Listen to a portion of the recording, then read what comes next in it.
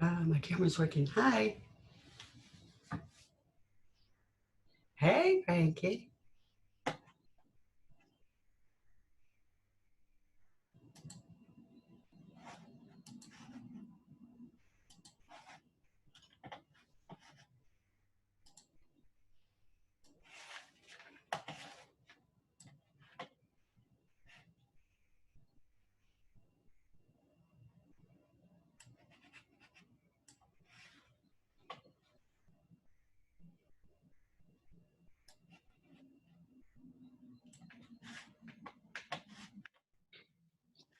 Can you see that?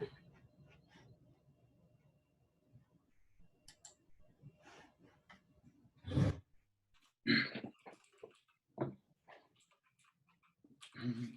think everyone's still asleep. I think so. It's normal. We haven't been turning our cameras on because I usually just do demos. So today, can you guys turn cameras on if you have them so Frankie can see your beautiful faces? I know you might not be ready, but to the best of your abilities, we won't judge you. I've got my Zoom background here. I'm going to turn it off because it's so flaky. Let's see if I can. What up, Brady? There's one. Got one.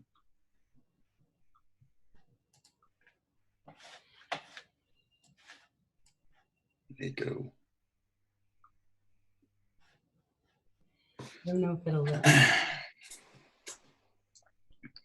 Is everybody going crazy yet, being on lockdown? I was doing good until about Monday. Right, me too. Were you?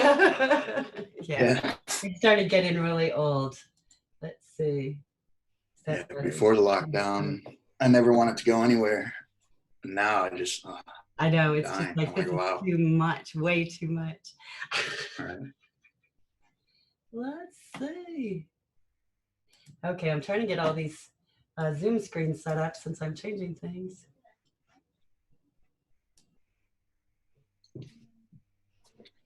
We have a good group. Okay, so we have some people that don't have cameras, or at least aren't connected to Zoom, and some that do. If you guys would turn your camera on so you can see your beautiful face. What time is it? Yeah, we'll go ahead and get started here. Before we do, in Discord, I added an attendance channel. So I put all the links to the attendance forms in that channel so you can find them a little bit easier. They're all categorized. And that's about the only thing I've got. I want to introduce Frankie here. Frankie is a former OTC student, and I'll let him tell you a little bit more about himself, but right now he works at Jack Henry, and he wanted to give you guys an opportunity to ask questions and kind of find out some things that maybe he found out the hard way. Maybe he can tell you about an easy way to get to him. So Frankie, we're just doing, yeah, no pressure. Here's Frankie. Maybe. Are you there? Did it disconnect you?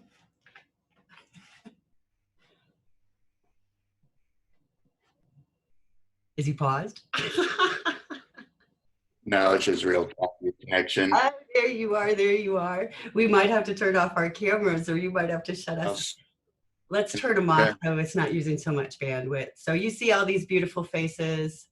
We're going to shut off our video so that we can have some bandwidth and hear you. Let me, I'm going to switch my network real quick, see if that's going to help me. Okay. So, give me 1 second. I'm just going to, I got 2 kids at home, so I think they just woke up and turned everything on. Well, whenever we have video on, it really does use a lot of bandwidth. So that's our excuse for just leaving it off.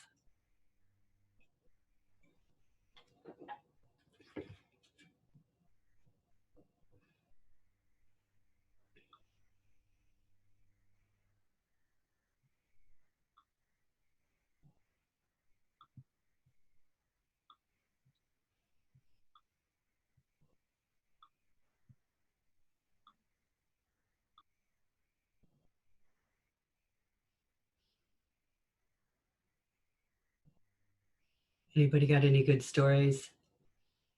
Your cat or dog do something funny? There he is. I'm back. Sorry about Good that, to see guys. ya. No problem. I didn't hear much of what you just said previously, to be honest, when you were introducing me.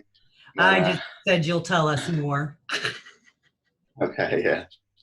So yeah, I'll start out just to tell you guys a little bit about myself, go through all of your questions that you submitted, really good questions. And then if you have any more questions after that, we'll go through those.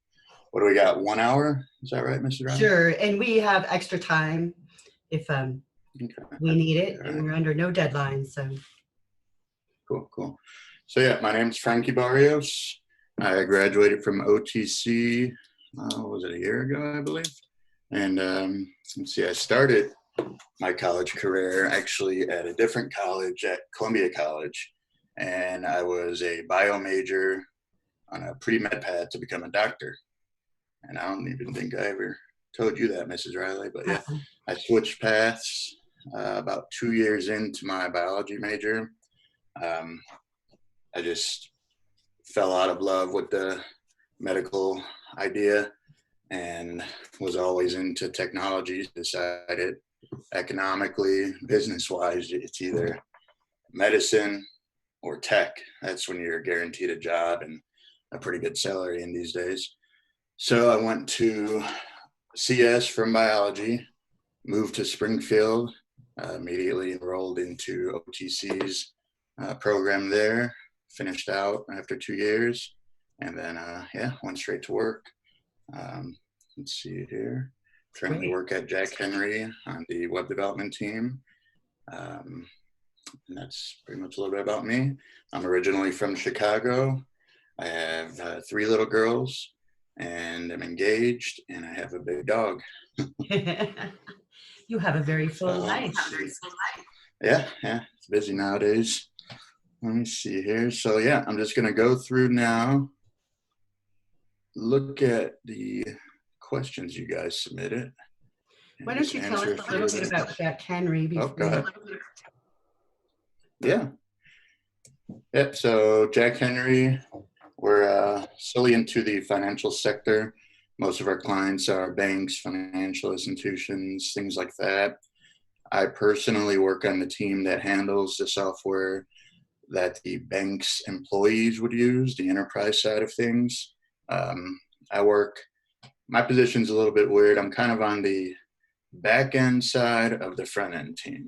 So what I do, I'm not sitting there writing HTML, CSS, styling pretty layouts all day long, but I'll build and maintain and monitor all of our endpoints, any services that the front end team consumes, things of that nature. So originally in college, I was more focused towards back end work on the C# side with Mrs. Riley.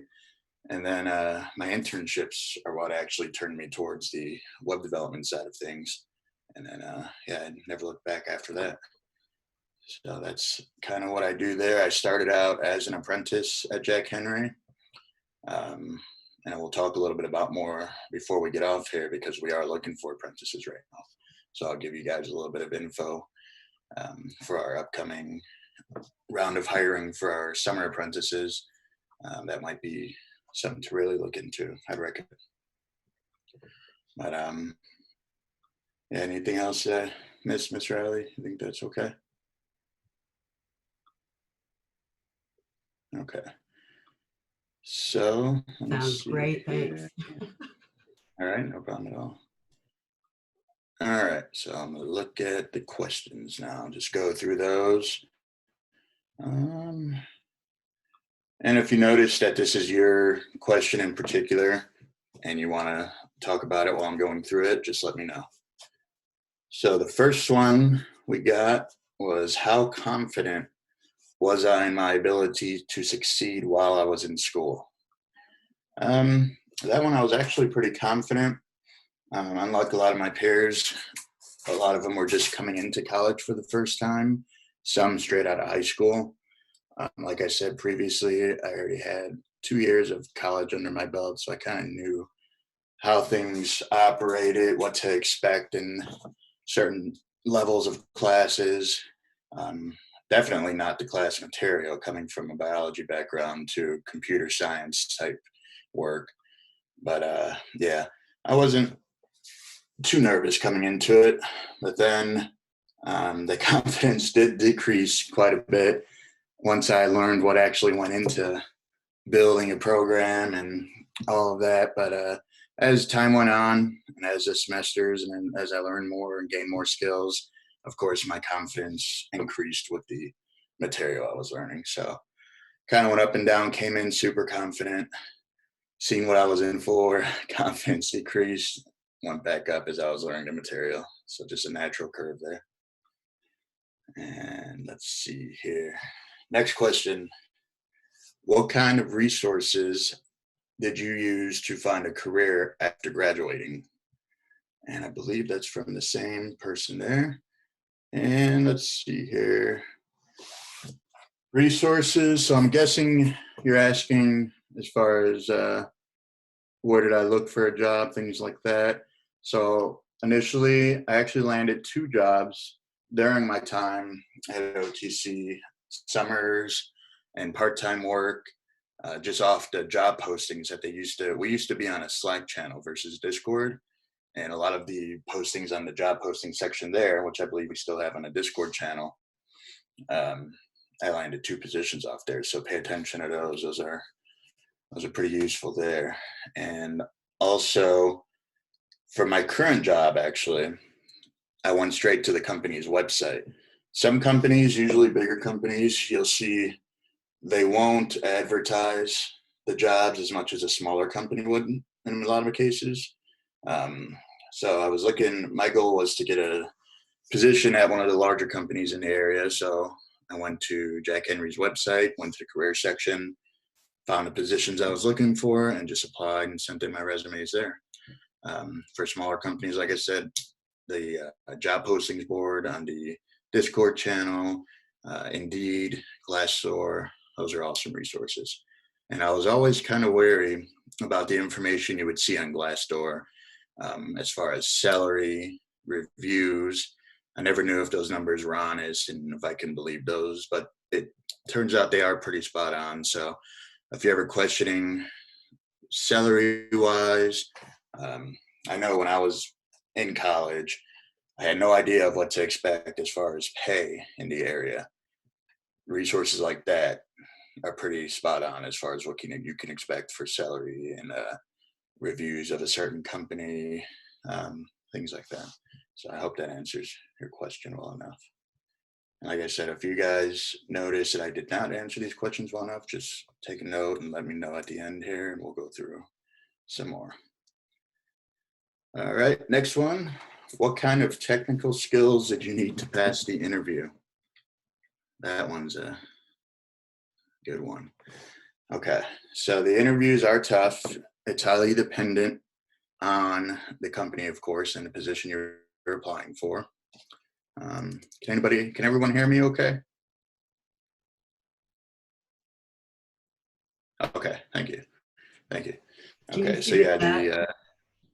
If you guys want to give him some yeah, thumbs up in the chats and stuff. Thanks, yeah, Frankie. yeah, I got a lot of yeses. It's hard to keep I talking was to like, nothing. You're doing great. all right, cool. So yeah, the technical interview, that was a very dreaded topic as a student. And before I actually found out, or before I actually had my first experience with one. And I've had a lot of mixed experiences across the board with the technical interview. For instance, a smaller company that I worked for before starting at Jack Henry called IDF here in Springfield, it's a manufacturing company. That interview was intense. It was something you would see from, I guess, if you ever YouTubed or Googled what a interview at Google or Facebook or one of those, Microsoft, you'll usually see it's an all-day process. They'll fly you out, give you an on-site, have you switch around numerous people, numerous teams, and have kind of separate interviews with each team and that kind of thing. Well, one job that I worked for at that manufacturing company, kind of a smaller company, that's what the interview was like there. I interviewed from around 10 a.m. till around 3 p.m. I was there on site interviewing with HR people, um, just senior developers, development managers. I believe I even sat in with the marketing team. So they really wanted to make sure you were a decent person before they brought you on. And then on top of just the personal side, talking to you about your behavioral skills and how you would handle certain situations. After that side, they brought me into the conference room and it was time for the technical side, which in these interviews, in my experience, the way it works, you'll get your technical questions, you'll get to use the language of your choice. Um, Even if you're not using the full-on language, you can pseudocode. Just they'll give you a problem and you can just pseudocode it out, whether it be on board, piece of paper, whatever they have for you. So for this particular one, and this is one that was really the hardest one I ever had to go through. So don't think all of them are this intense. I'm just getting the worst out of the way first. But this is the technical side now. We sat down with the senior dev, a regular dev, and I believe a hiring manager. They pretty much did I don't know, kind of a trivia, about 30 to 40 questions, all related to at C# at the time I was using. So we went through that part. I about had a heart attack.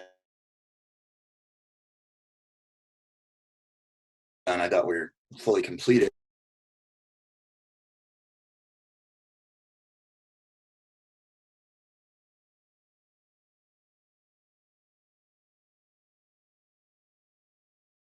We jumped into that part. Basically, they gave me an issue, a problem on a sheet of paper, hooked me up to a laptop. That was, oh, am I cutting out? Everyone okay?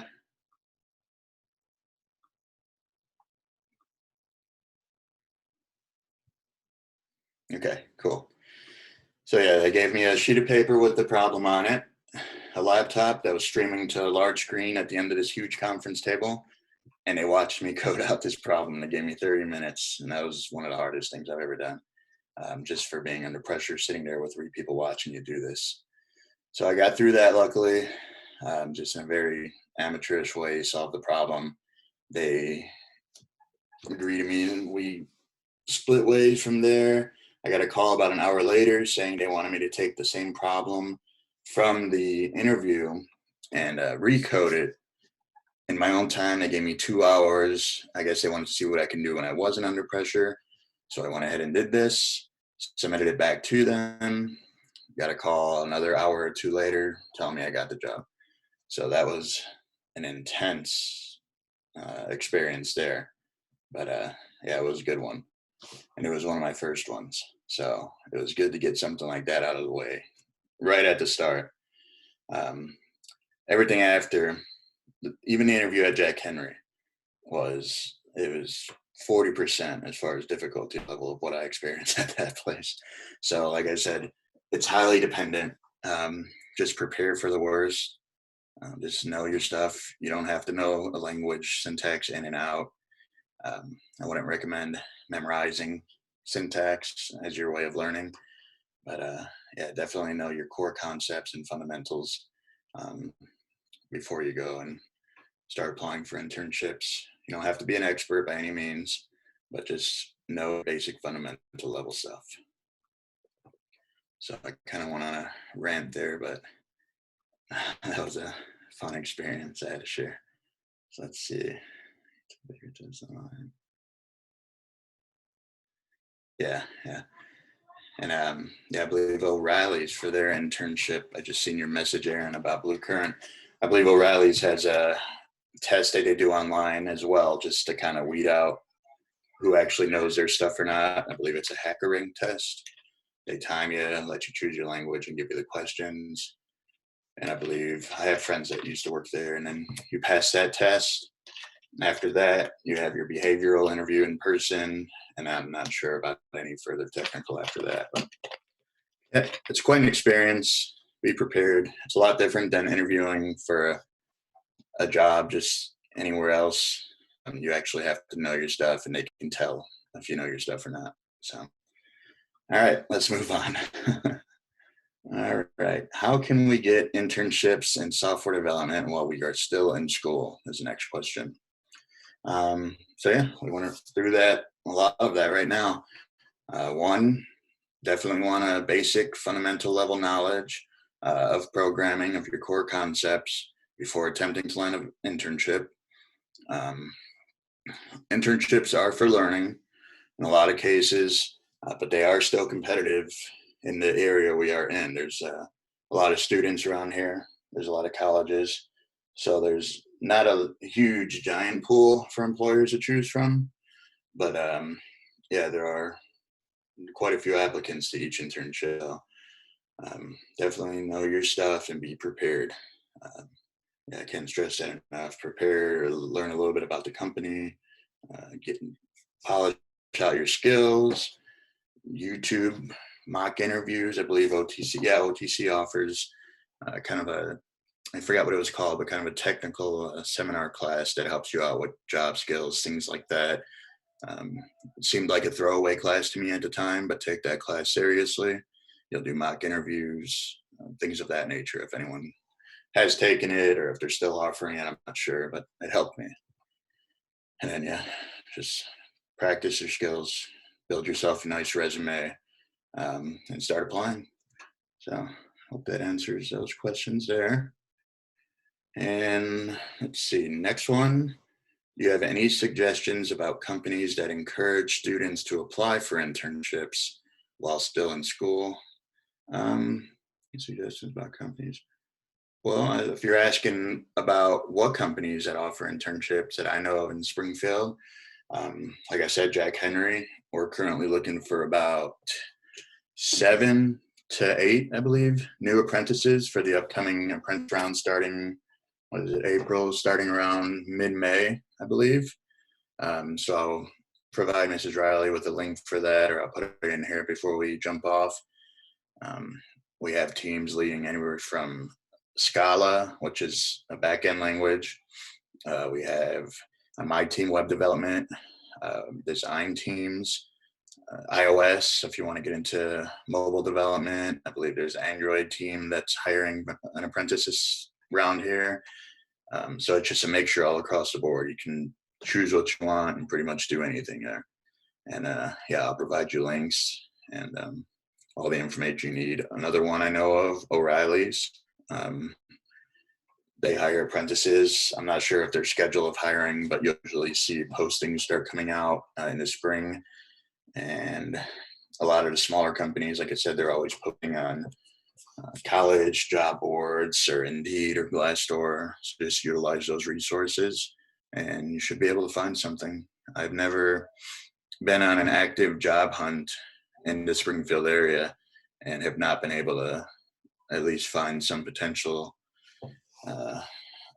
employers, even for internships. I've always found something, and anytime I've applied, I've gotten responses. So yeah, they're looking.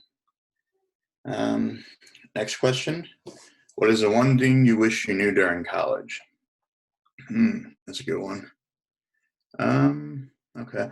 So I wish I would have focused more on actually gaining and retaining the skills versus getting a good grade. So what I mean by that, you have a lot of projects that you can easily go and look online, find a similar project, modify it just to meet your needs. And if your goal is just to get a good grade. And I hate to say it, I've done it before on time crunches. If I started a project too late, instead of focusing on learning the actual material, I was more focused on getting an A in a class. So I would highly discourage that. Focus on learning the skills over seeing that A.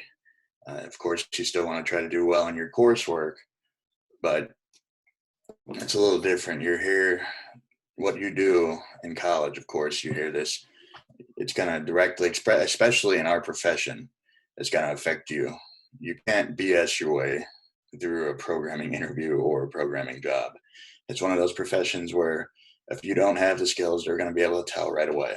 So learn the skills, focus on the skills, and hopefully the good grades come, but don't put the grades before learning the skills and retaining the information. That's the advice I give there. So let's see here. Next question we got. What was your biggest motivator in terms of software development when you were in college? To be honest, let's see. One of them was knowing that I chose a field where I wouldn't have trouble with finding a career job after college. I had a lot of friends that majored in something, even in biology, like I was for my first 2 years. If you major in biology and you don't go further than a bachelor's degree, you really wasted 4 years of your life because there's not much you can do with a bachelor's degree in biology. So I know a lot of my friends that just chose the wrong major and just made a mistake. And a lot of them are unemployed or working in a job that's totally unrelated to their major. So I was motivated to know that after I graduated and reached that goal, that I for sure would have prospects there that are high paying, in demand. I would have skills that not much of the other human race had, and that was a pretty cool thought. Um, Knowing how to program, it's just kind of like a magical power. After you get good at it, you can create anything from nothing. So that's just a really cool skill to have. And as far as what drove me and motivated me on top of that was I had a family already throughout college. So of course that's a extra motivation and a great way to keep your drive going for me anyway. So yeah, those were my motivators during that. And next one. So let's see. Did I have specific goals and or projects I was working on throughout college? I'm guessing. Let's see. I didn't have a larger scale project that I was working on through college. I had my personal website. I just hosted through through GitHub Pages, and I just brought a simple domain name off Netlify, I believe, and I would kind of use that as part of my portfolio. As I learned new things, I would add to that site all throughout college. And anytime I applied for a position or anything, if they had a spot on there to provide a URL, I would go ahead and give them the link to my website. And it was pretty basic, just some links to my GitHub projects and a couple just layouts, a couple pages showing each project that was on there. The website, Cole, is actually no longer being hosted. I believe I let the hosting go down about 6 months ago. So I don't even know if I still have access to it. But if I do, I'll send it to Mrs. Riley and she can show you. I believe I still have it on my GitHub that you can go and just download from there. But yeah, I have about 70 or so projects on my GitHub actually, so that's pretty useful. But yeah, I had my personal website. I had my GitHub projects, which consisted of, at the time, a lot of my college projects, and then small projects that I would just complete with online tutorials and stuff like that. A bit that I would try to take the skills that I learned in online tutorials and just apply them to smaller projects like shopping carts, websites. I built my brother a website for his barbershop. And I was in the middle of building my father-in-law website for his wholesale shop, just things like that. So I didn't focus on anything large scale, but just a lot of simple websites and smaller component projects, things like shopping carts. So yeah. And then the specific goals that I had throughout college, I knew during college that I wanted to work at a larger company. So luckily I'm in that position right now and I'm really enjoying it. So yeah, good question. Let's see. Next one here is from Chase. What are the current trends and problems in the field that I should be aware of? Ooh, that's a good one. Let's see here. Trends, of course, as we all know, the rise of things like AI, machine learning, blockchain, IoT, depending on how far you want to go, that's going to be, I believe, the next big thing.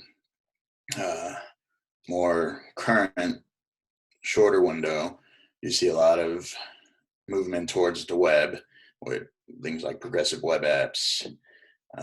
That's a major one, actually. So that's a great field to get into, web development, not only because I'm in the field right now, but I see a lot of things moving to the web, to be honest.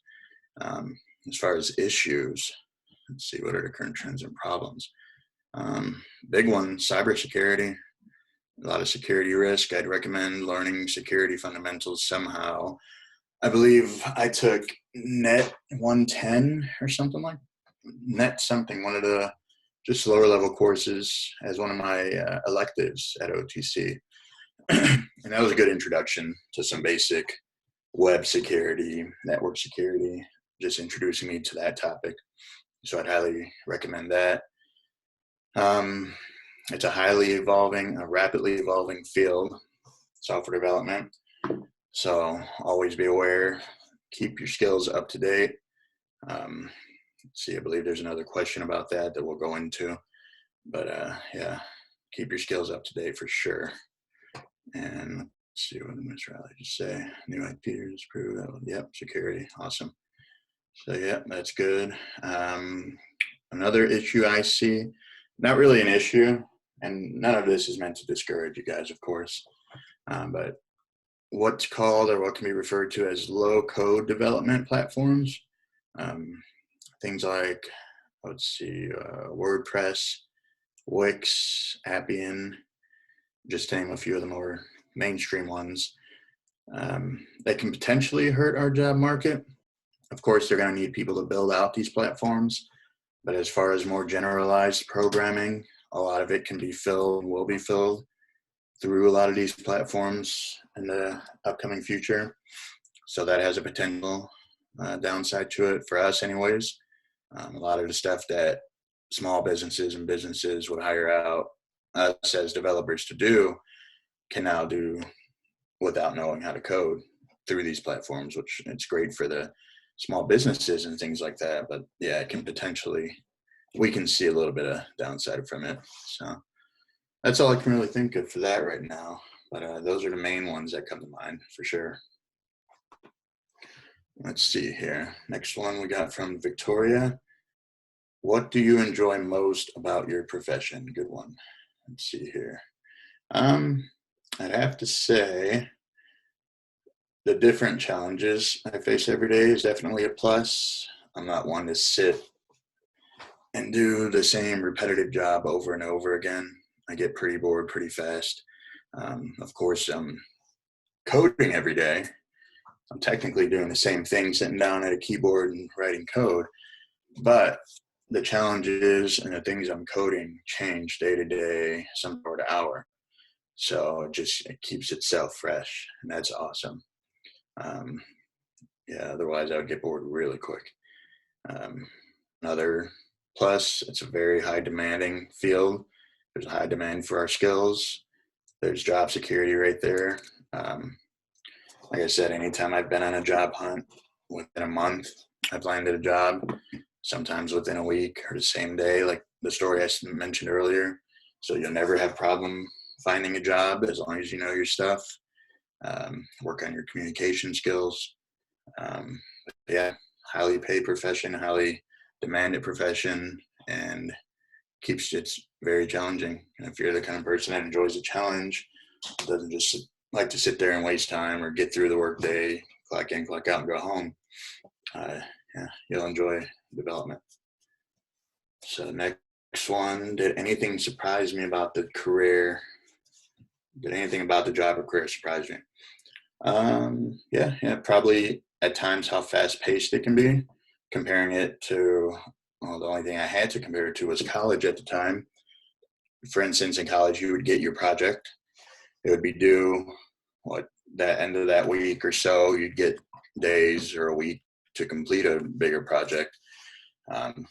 Finals or midterms longer than that. Not working. Once you get past the training level and you're working full time and as part of the team, you're expected to knock stuff out fast. So yeah, sometimes it can be fast paced, not all the time. You're not going to be a slave sitting there at a keyboard 8 hours a day. I never code 8 hours a day at all. I rarely code. I like coding in spurts. So I'll sit, a lot of the job is thinking. And I work remote. So my fiance, I don't even think she thinks I work every day, but I'll sit there just deep in thought before I actually sit down to write the actual code. So yeah. So how fast paced it can be. Also how much there was to learn after college, outside of college. To be honest, my view of it during college was I'm going to learn what I needed and boom, I'm going to be ready to take on any problem right afterwards and be ready for it. That was not the case at all. So college, it'll teach you core concepts. It'll teach you a language. It'll teach you how to think like a programmer. It gives you the proper skills and proper tools to actually succeed after, if that makes sense. So a lot of my internships and part-time jobs, sometimes I learned as much in 1 month at a job or an internship as I would in a semester in some courses, it felt like. So on the job learning definitely surprised me, like how much I would learn on job versus in class. So yeah, those are two things, fast-paced and the amount of information that you actually have to know. And don't try to learn everything. You're never going to learn everything. And I believe some of the other questions get into that, so we'll save that. Everyone good so far? My connection's okay?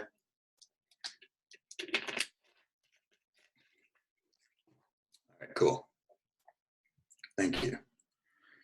All right, let's go on here. How did you see this industry changing? How do I see this industry changing in the next few years? Good one. Let's see. A lot of good questions. For one, the skills you're going to need as a developer are changing. I believe our profession, software engineering, software developing, whatever you want to call it, it's becoming more mainstream. There's a lot more interest, a lot more students, a lot more potential pool from employers to choose from. So being good at programming is almost not good enough anymore. Of course, it's not the case. Like I said, these are just my thoughts. This is not 100% how it is, but you have to have the soft skills on top of your hard skills nowadays. You can't just sit down and write code because there's always going to be someone else right next to you sitting down writing code that not only codes as well as you, but also has all of the soft skills that employers are looking for. Yeah, I think these employers are sitting down, analyzing you if they want to sit down with you for the next year or so, however many years you're going to be working with them. So the skill set's going to increase. Let's see, I can see an increase in the remote workforce, 100%. Like I said, my first long-term, I guess, major position that I have at Jack Henry was remote. And that's an also good thing. We'll mention the apprenticeship we're hiring for. After your first week, you can work from home. We give you your MacBook, we hand out MacBook Pros, all your whatever you want. And then boom, if you want to work from home, even before the COVID-19 started, you work from home. So the remote workforce, and especially after the pandemic we're going through right now, I believe that's going to increase dramatically. So, and it's awesome. I probably wouldn't have enjoyed it as my very, very first job out of college being remote. But yeah, it's definitely doable. And once you get in a groove of things, I've spoiled myself working remote. If I ever have to leave Jack Henry for a different company and have to go into the office every day, it's going to be so hard. But yeah, it's awesome. So I can see an increase in our remote workforce. Like I mentioned before, an increase in web utilization, web technologies, more diversification in the workplace. There's a lot more women interested in tech. Due to the remote aspect of it, there's a lot more hiring, international hiring on my team. For instance, I have coworkers from Spain, the UK, where else? I believe that's some of the Puerto Rico, I believe. Yeah, so we, just because of the fact that we hire remotely, we have a global pool of talent to choose from. And I believe a lot of employers are going to see that and follow trends. So yeah, more diversification, increase in web tech, increase in remote work, increase in the skill set you're going to have, all good things. So yeah, that's how I see this next upcoming years, within the next 5 years or so and beyond. All right, so moving on. What would you say is the most important attribute or skill needed to get a job? Some of the things we just talked about, work on your communication skills. I know a lot of us are introverts as developers, but great public speaking skills. Nobody wants them, wants to work on them, but if you have them, they're super valuable. You don't even realize how valuable a great public speaker is. Somebody that can talk and express themselves, both orally and written, that's a great skill to have. And these are skills I'm thinking of outside of our technical realm. So, of course, you need to know your stuff. But let's see. Yeah, I do, Mrs. Riley. I don't want to name names, but he was one of the guys that I spent a lot of time with during our C# classes, if you remember who I'm talking about. But yeah, I know a lot of people like that, unfortunately. Very smart people that just don't have the communication soft skill set. That the advice I would give is to, for one, while you're at OTC, if you can, take some sort of public speaking class. I took public speaking with James Ackerman, Mr. Ackerman there at OTC. It was one of my favorite classes. I went in so scared, of course, naturally being a public speaking class, but it turned out to be one of the greatest experiences I had at OTC, and it helped me so much. So definitely, if you feel like you're having a hard time just doing it on your own, I mean, who's going to just go in there and get in front of a group outside of a controlled environment and just start public speaking? So taking that class gives you a controlled environment to hone those skills. So I definitely recommend taking some sort of public speaking communication course. Go on YouTube, watch videos. YouTube is my go-to for a lot of stuff, but yeah, just start talking to people, become more, personable. Don't be afraid to start conversations. It's a skill that you just have to do. I can't just sit there reading a book about communication and become a great communicator, maybe written, but I can't go out and start talking in a group. You actually have to practice it. And yeah, I would highly recommend, since you're also students at OTC, jumping into one of those communication courses if they're still offered. I also know people that like practice too much. Like they'll read interview books and practice in front of a mirror or something, and then everything sounds real rehearsed and prepared when they're in an interview. So I think the public speaking practice, you just got to get that confidence, right? Because you're a confident person, Frankie, and that comes across. I think that's a big deal, don't you? Being confident. Oh yeah. Got my OTC mug out today, guys. He's ready. Okay, I'm muting back. Yeah, I agree with you 100%. Build up that confidence. Like I said, our profession is known for being populated by introverts. You got to bust out of that shell. That's the only thing I can say. You got to get yourself in that. You got to get out of your comfort zone and just get used to that. embrace the suck, pretty much. That's the only thing I can say. So yeah, I hope that helped with the important attribular skills needed to get a job question. Next question we got here. How did I get my experience at the start of my career? We talked a lot about that so far, but yeah, it was through a lot of part-time jobs, 2 technical internships. Any other positions I had were considered part-time jobs versus internships. And at Jack Henry, if you do go through it, they're against calling it internship for some reason. They call it apprenticeship. I don't know if they think the term intern is demeaning or what, but they call it apprentices, and they discourage you from calling it interns. But yeah, let's see.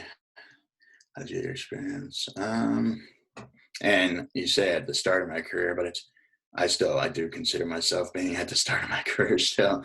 It's hard you get what's called the Imposter Syndrome, and that's never going to stop. So no matter how good you get, you're going to feel like you don't know anything. So, but yeah, a lot of my experience came from internships, 100%. I mean, I'm saying experience, not my skills. A lot of my skills came from college, of course, but a lot of my experience on knowing what to expect came from getting a part-time job while still in school. That first internship I told you about with the super intense interview, I kind of took that job at the wrong time. It was during my last semester when I was taking PHP, capstone, I've forgotten 2 other courses all at the same time on top of the internship. So that was crazy. I shouldn't have done that, but yeah, just definitely during the summers, during slower semesters. But yeah, jump into some sort of environment where you can actually see people working, be part of a team, things of that nature. And then, next question, my favorite coding language and why? Of course, it's C#. What are you talking about? You got Miss Riley right here. But we'll say, to be honest, I like C#, but I just haven't written C# in so long, unfortunately. My language, I'll say my most widely used language today, I'm using JavaScript on a day-to-day basis. And at first, JavaScript got a bad name. People thinking of it as a toy language or just a throwaway language that wasn't really important or powerful, but it's not the case anymore. You can use it for anything. That's one of the reasons I enjoy it. And I didn't know I liked anything to do with web development or JavaScript or anything until I started working as an intern. So JavaScript, and the reasons I like it, for one, I get paid to write it right now. For 2, like I said, you can use it for anything, back end, front end. There's numerous frameworks available to utilize for any given project that you might come across. Yeah, right. And then it's easy to learn. Syntax is easy. It's easy to debug. If anybody in here has ever written something like PHP and JavaScript, you'll know what I mean when I say easy to debug. And it's highly demanded. It's one of the most in-demand skills right now. So, yeah. Hope that answers your question there. But yeah, it's 2 would have to be my favorite, C# and JavaScript. And then a lot of other languages, I just don't like them right now because I've either 1, have never written in them, or 2, I don't know, they're things that turn me away from languages, just if they're verbose, what I consider ugly syntax, PHP, excuse me, but just things like that. If I have to do something, for instance, in Java or something like that, would take you 20 plus lines. I can do it in under 5 in JavaScript. Just things like that, verbosity and ease of use, ease of learning. So moving on, how many years of school did you go for your degree? Okay, so for my from programming, I went for 2 years, so TC. Like I said, I did 2 years before that as a biology major. And luckily, I thought I was just going to have to throw away those 2 years in biology, but I'm actually getting to utilize them towards a bachelor's degree. And I'm finishing that up just on a part-time basis. I'm in no hurry, and my company's paying for it. So I'll probably even go further after that, just because, like I said, my company's paying for it, and I'm doing like a class a semester just online. So 2 years for my degree at OTC, and that's all it really takes, or that's all that was really important to do my job now, the 2 years at OTC. And then what's been the hardest coding job I've done so far? So as far as hard, as if we look at it as the most tedious, time-consuming project I've ever worked on, I would have to say my capstone project, just because my team wrote it with basically our front end was vanilla JavaScript, not utilizing any frameworks. Our back end was Spring, something Java, and our front end was just basic HTML, CSS. But just the way we wrote it just took forever. We were basically our client was SRC Manufacturing here in Springfield, and we basically took a giant Excel workbook that they had, pretty much utilizing every freaking feature that Excel had to offer. It was like 20 plus pages, an Excel spreadsheet, and we had to turn that into a web app. And that was probably the most tedious project I ever worked on. Like I said, just because we weren't experienced enough to know how to incorporate certain frameworks or technologies to make it easier for us. But as far as the most technical project I've ever worked on, I'm currently working on a project at Jack Henry. It's called Banno Conversations. It's part of our banking platform. We offer customers, basically, I'll explain the functionality of it. If you are a customer at one of our banks, you see a transaction go through. Instead, that's not supposed to be there. It's suspicious. Instead of having to call or email the bank, wait for a response, or have customer service, you can actually send a chat directly to an employee at the bank. Even at a lot of our clients on my side of Jack Henry are smaller community banks. So you can even save and try to keep one specific employee at the bank as your main contact and message them solely through our platform. And it's called Banno Conversations. You can send through transactions. It's pretty much like a full featured chat app within our platform, and utilizing stuff like WebSockets, keeping those live, just different APIs, and it's pretty technical. And that's probably the most technical project I've dug my teeth into to date. So that's going on right now, and it's going pretty good. Our team have actually, I'm not sure which organization it was, I forgot, but if you look us up on LinkedIn, Jack Henry Banno, you'll see we've won numerous awards for it, both on functionality and design for this particular feature within our Jack Henry platform. So it's pretty cool, and I'm pretty proud. Why not use an existing chat? A couple of reasons. Security, mainly. This chat feature in particular allows us to send back and forth real-time data and banking information that you probably wouldn't want to send through any other chat application. Just isn't fair that somebody can get into your details. But that's a major thing, security, especially given our field at Jack Henry banking, financial sector. Security is number one. So that's the most technical project. And next question I have here. I've read at some software jobs, you're considered a new hire for sometimes up to 2 years as you learn their system.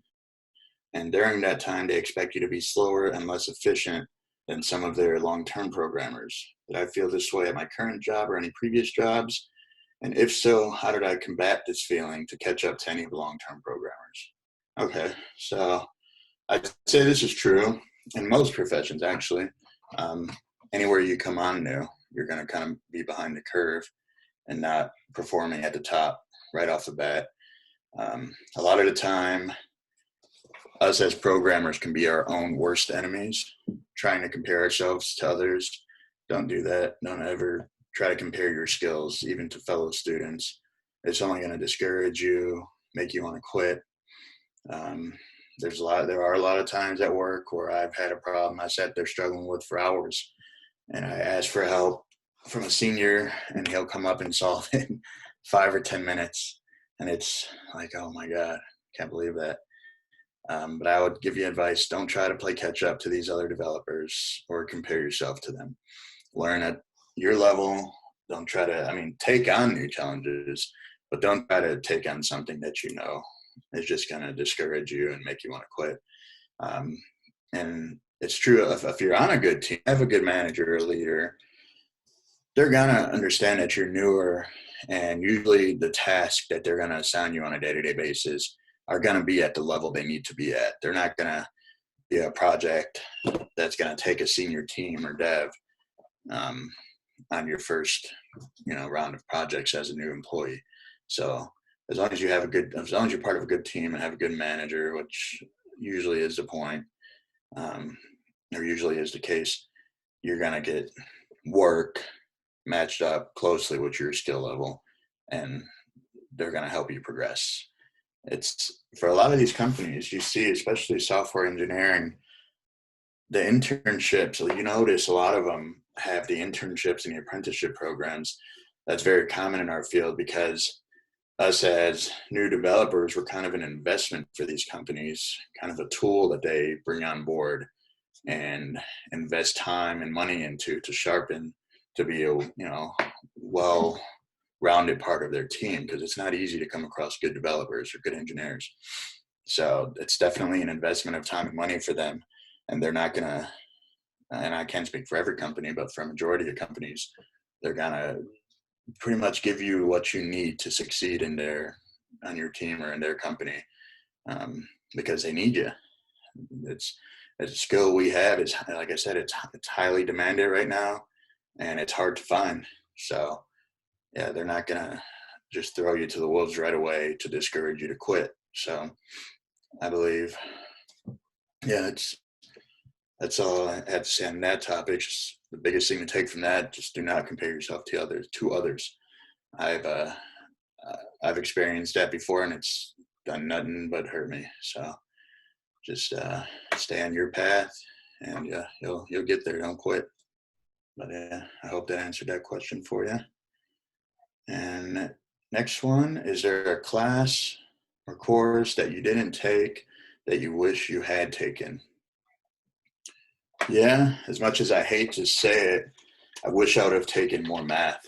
And you always hear, by no means is math required to become a software developer, and it's not. But the reason I say that is because math is a great subject to work on your logical thinking, your problem solving skills. And that is what you need to succeed as a developer. You have to be a great problem solver. And math is one of those subjects where you kind of work on that part of your brain, just learn how to solve problems and things like that. Let's see, what math classes. I haven't taken a lot, Aaron. Unfortunately, when I first started, because I didn't go straight from high school to college. I think I started college when I was, 22. So I hadn't touched math in a long time. So I took an intermediate algebra class. Then I went to college algebra. Then I took pre-calculus, and Calc 1 was the highest I went up to. And I'm going to end up taking more to finish out my bachelor's degree, which I wish I would have taken at OTC because it's such a smaller environment. There's so much help there versus one of these. I'm finishing my bachelor's at Missouri State, so it's just a lot harder to get personalized help than it would be at OTC. I've even thought about going back to OTC just to knock out these math classes because they'll transfer over. So I think I'm going to end up having to take Calc 2 and one more, whatever they require over there for their CS degree. So, like I said, it's by no means required, but it's, I would encourage it. And it's one of those things, just like public speaking, you're going to hate it, but it's going to be super valuable and super helpful. So, yeah, that's a suggestion for that one. What other skills outside of the IT field that you learned during your degree have helped you in your career or career search? One, public speaking. Like I said, it's hard to master, but being a great public speaker is very valuable. And math, I guess. And even though math, like I said, it's not required, having those skills, the logical thinking skills built up, being a great problem solver, communication and problem solving, that's pretty much what we do. So yeah, those two. And then next, let's see, Cole asked, what do you think of working with a team of programmers versus working, I guess, alone? Is it something frustrating, or does it relieve some of this of working on a project? Well, this depends on who's on your team, on the team of developers that you have, on your manager. If your team members are adding more value to the team than burden, it 100% helps if you're on a larger project, more complex project, and you have good team members. But there's the opposite side. If you have bad team members, it can hurt you. So I've had experiences with both. Outside of that, we can all think pretty well as, aspiring or already there software developers. So we tend to be pretty strongly opinionated individuals, and that can that can cause issues a lot of the time.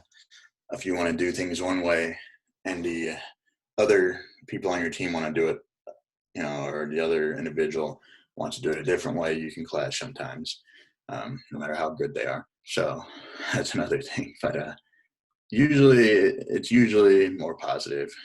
So yeah, I enjoy it. Luckily, I'm lucky I have a good team. And what do we have here? Do you have any tips for first-time programmers? Yep, just like I said, don't compare yourself to others. That's one of my number ones. Don't quit. You're gonna want to quit so many times. Just don't do it. You're only so far away from solving that issue or getting over that hump that you're stuck on. So just stick with it, and it'll come. Seriously, you hear that all the time, but it's true.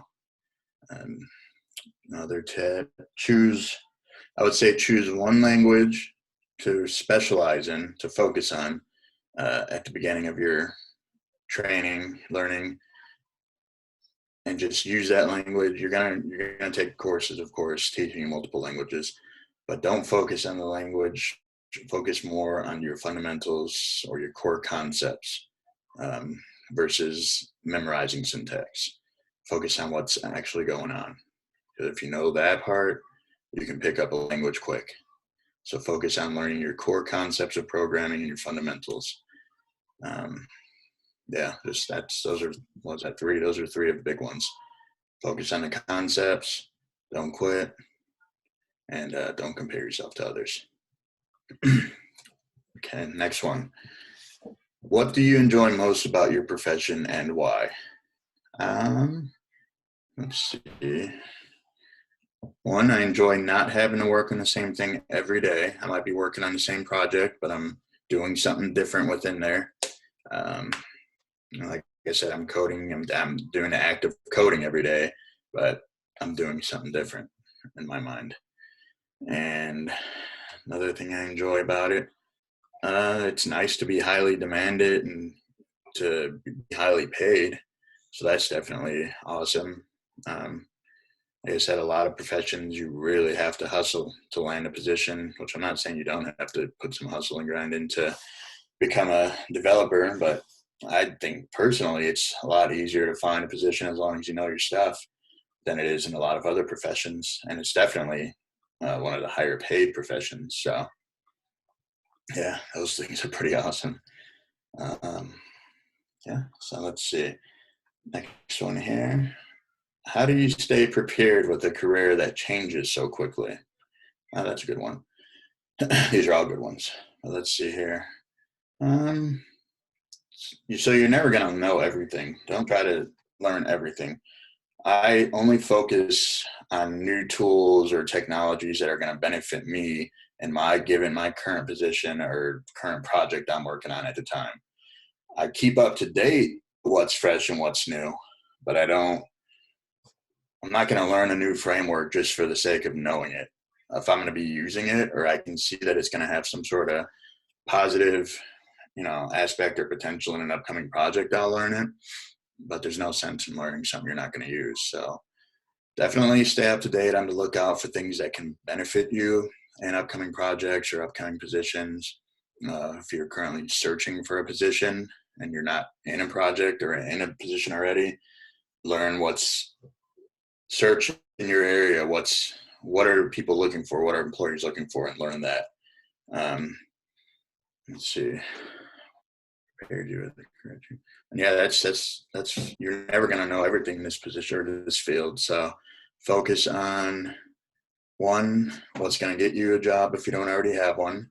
And two, if you already have a job, focus on staying up to date.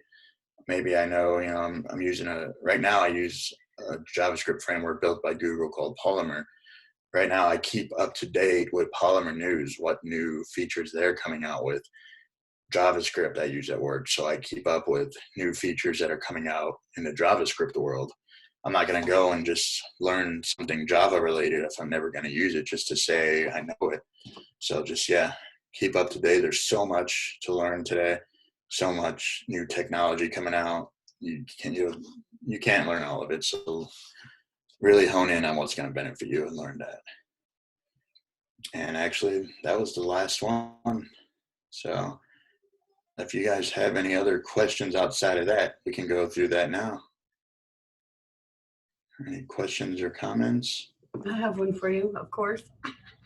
Do you feel like, you know how some people, when they take the programming classes, they just seem to understand every little thing and they just fly through it and it's like so easy to them? Were you one of those people? Yeah, kind of. Kind of. Sort of. I guess in some aspects of it, yeah. But I did good in my coursework, I'd say. You always seemed like you were working really, really hard. So. I did. A lot of this stuff, was behind the scenes. One good thing about me was, like I said, I had some college under my belt before starting there, so I had already developed good study habits, good learning skills. I knew how to learn the material in front of me. A lot of students, that's hard to develop those study habits and those skills. That's just another skill you have to learn. You got to develop that, and I'm lacking in it now, being so far away from the college. But I had, I believe, good study habits and good work ethic, I guess you can call it, when it came to my coursework. I believe that just spending that extra time studying that some students maybe weren't, it probably seemed to them that I did know more than they were and they were catching on to it like that. But nobody ever sees what's going on behind the scenes of exactly. So that's one of the reasons why I tell you don't compare yourself to others. But yeah. So important.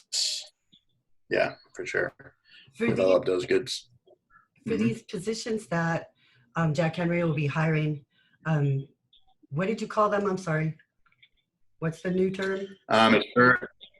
It's for the specific team is the Banno Apprenticeship Program. Banno as in it's a boy, so BANNO.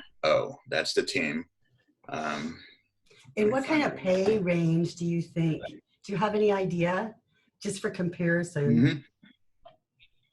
Yeah, usually for any type of apprenticeship or internship role that I've had around Springfield, you can expect it's an hourly pay, anywhere from $15 to $20 an hour.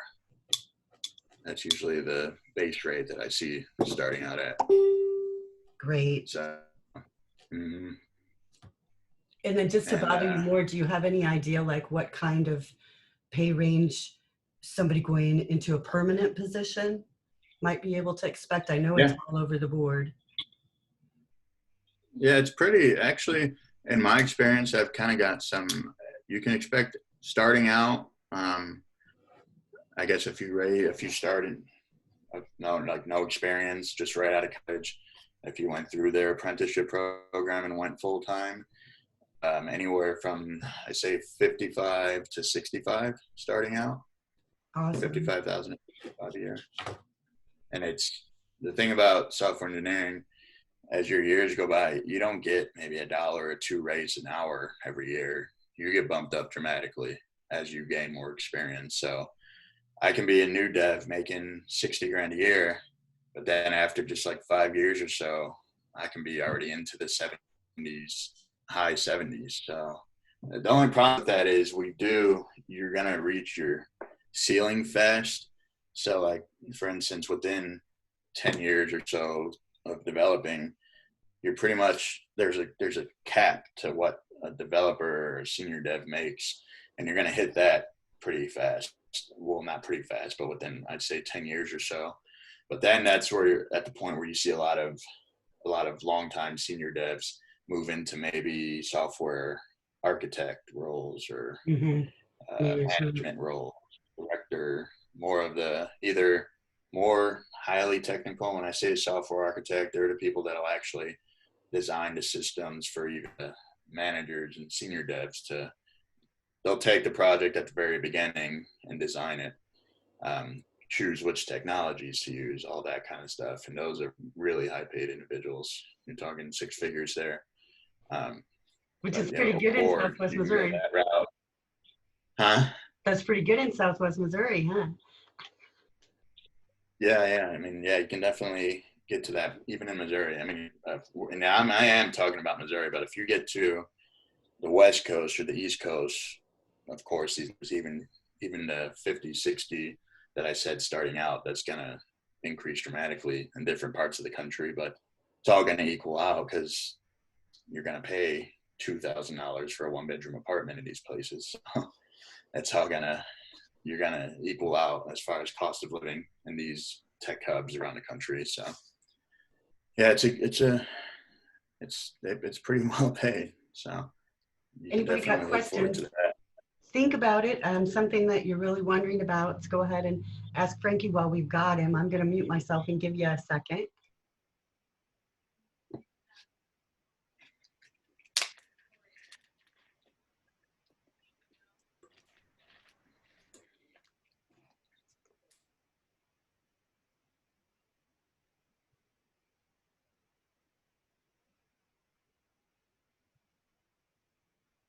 You just explained everything so well. Nobody's got any questions. They're just kind of overwhelmed here on this pandemic day at home.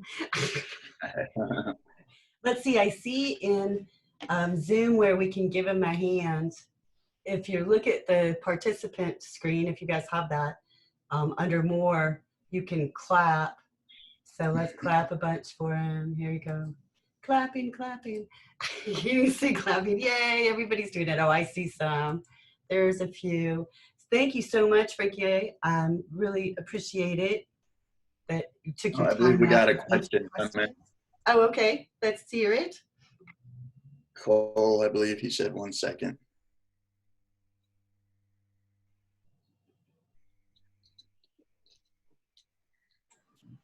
I'm trying to remember what it was. I think it was the beginning of this chat, and I forgot what it was. Makes sense.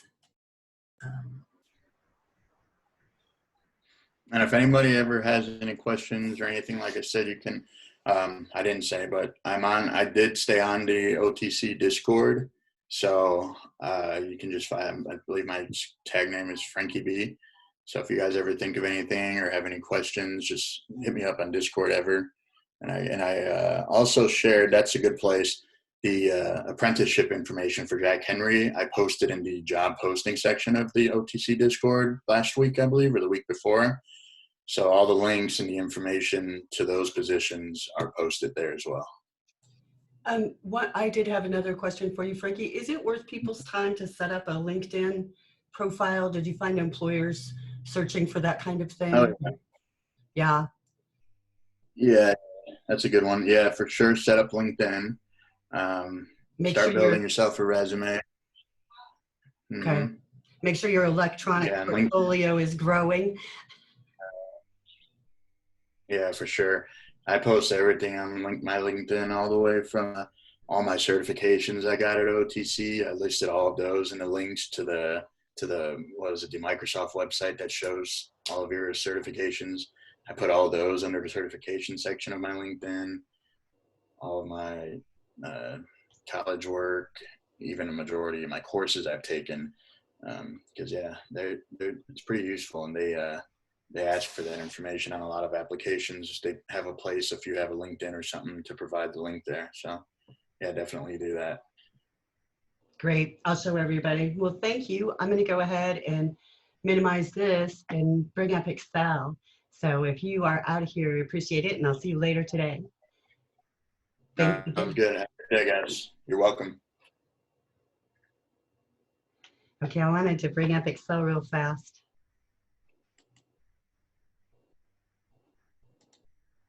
I'm going to create a blank spreadsheet here because Frankie was talking about income amounts, and I want to kind of look at those because it's hard for something like 55K to 65K a year to have meaning to us. So let's look at, say somebody is making hourly $15 an hour. Now every week they work 40 hours. So their weekly pay, we can use some fancy Excel here, equals their hourly rate times their hours. So this is weekly pay that we would consider net, right? Or sorry, gross, wrong word. It is before taxes. We haven't had any insurance or anything like that taken out. Now, if there are 52 weeks in a year,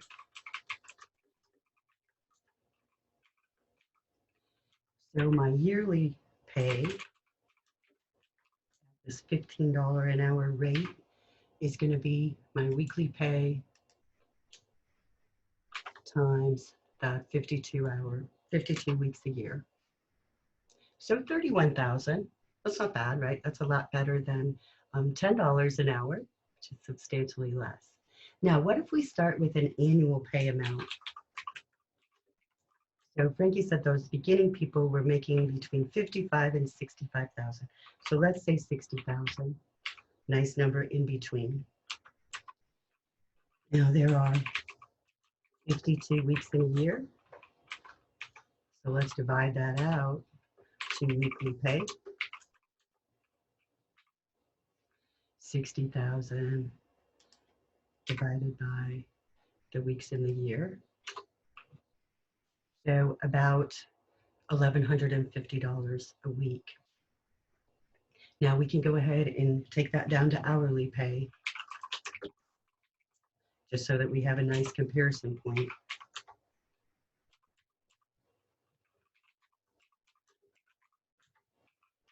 So I'm going to take my weekly pay divided by the number of hours in a week, and I come up with about $29 an hour. So you can kind of see how that compares to something that's $15 an hour. Sometimes in the middle of the night, when you're having a hard time focusing on things, it's really helpful to remember this, that just like that OTC commercial, you do have a goal. We're going to help you get to your goal, and it's really important. So don't ever think that it's not. Well, we've lost some people. You guys were great to listen to Frankie. I think he had some really great information to share with you.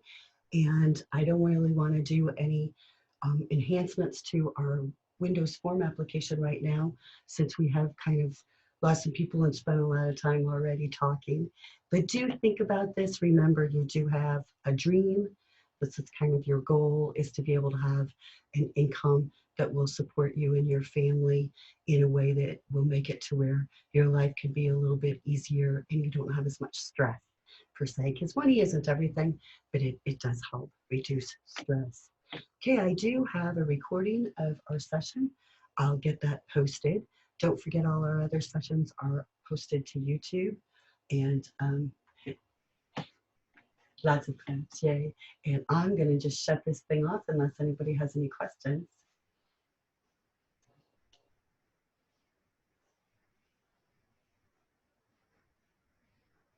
The link is already in Discord. It's pinned. Don't forget, I put it in that same Zoom playlist. So no, I won't be posting new links to the videos. Go ahead and watch that playlist or subscribe so that you get updates on those videos if you want them. Remember, it's in Discord, it's pinned, and I also added it to the important links channel. Alrighty. Any other questions? Have a great weekend. Thanks, you too.